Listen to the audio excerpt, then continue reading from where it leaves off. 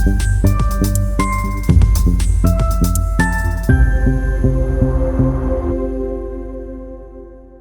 I'm here to tell you today about the cocoa fruit.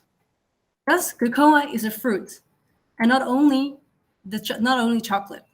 Cocoa is a fruit that's around the size of a rugby ball and consists of 50% of beans, which we know for a chocolate, but also 50% of fruit, which is usually thrown away. And that's a problem, because annually this means that 55 billion of cocoa pods are wasted. They just flow into the ground, increasing the acidities of the soils, but also decreasing the possible income of farmers. And that's a problem, because in West Africa, more than 1 million of cocoa farmers live of less than $2.55 per day. So for us at Kumasi Drinks, it doesn't make any sense that there's a product that's so delicious that's still thrown away. The potential of this product for farmers is around $465 per ton of cocoa, but we can increase the income of farmers with. And therefore, we believe that we have to do whatever we can to help farmers increase their revenues, but at the same time, make sure that we decrease the environmental impact of our current cocoa practices. Together with my two founders, we have been working on Kumasi Drinks for the past couple of 2 years. It's me in the middle, that's Linda. I live in Abidjan, and before I've worked for several NGOs and studied at Wageningen University, development economics and econometrics, where my passion for data-driven, but also especially farmer-driven solutions was born. At the right side of me, there's Lars. Lars Kierveld is a documentary maker who has worked for BNN-Vara, but worked on many documentaries to create awareness on topics as, for instance, cocoa and cocoa waste.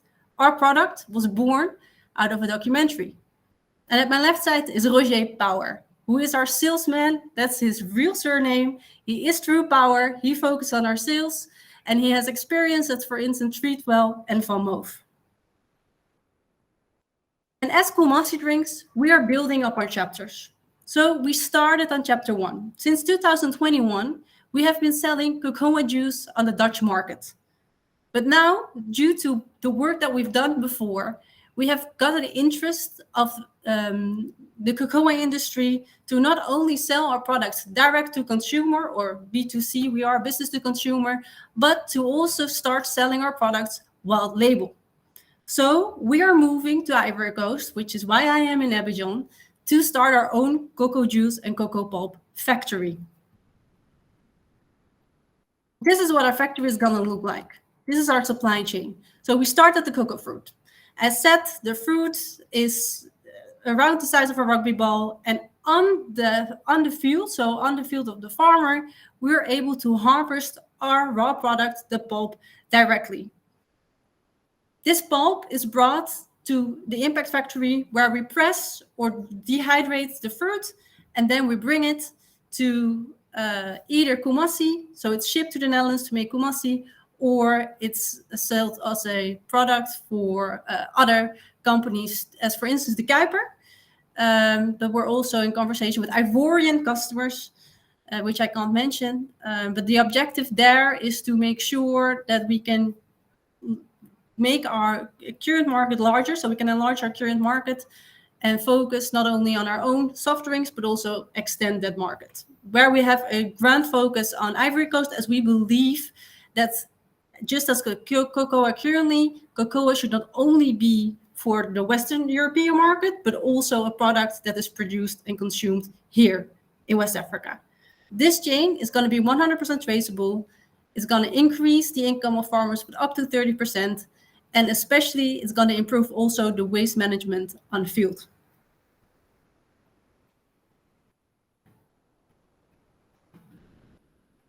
So why are we the right party to do this?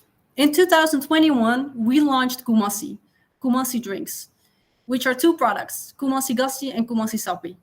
They are cocoa fruit soft drinks.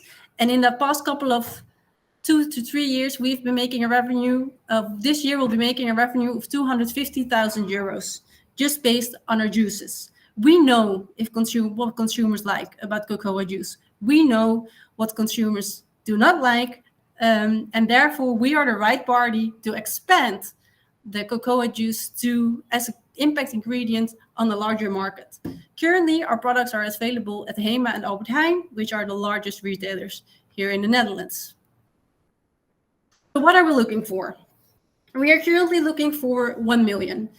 This is to be able to build our team in the Netherlands, as we have already raised 1.2 million for our operations in West Africa, where we're going to build a factory.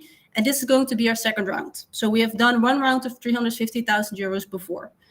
The supporters that we currently have is the RDNO group. It's RVO, the Chocolonely Foundation, which is the philanthropic branch of Tony Chocolonely, and ETG, which is a cocoa trader, and they help us with having direct access to the cocoa farmers.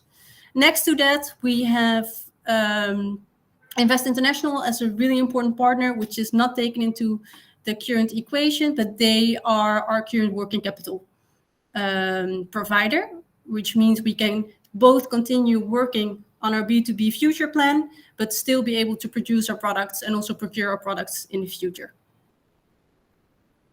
So what's our impact? Currently, our impact, we have been working with 350 farmers.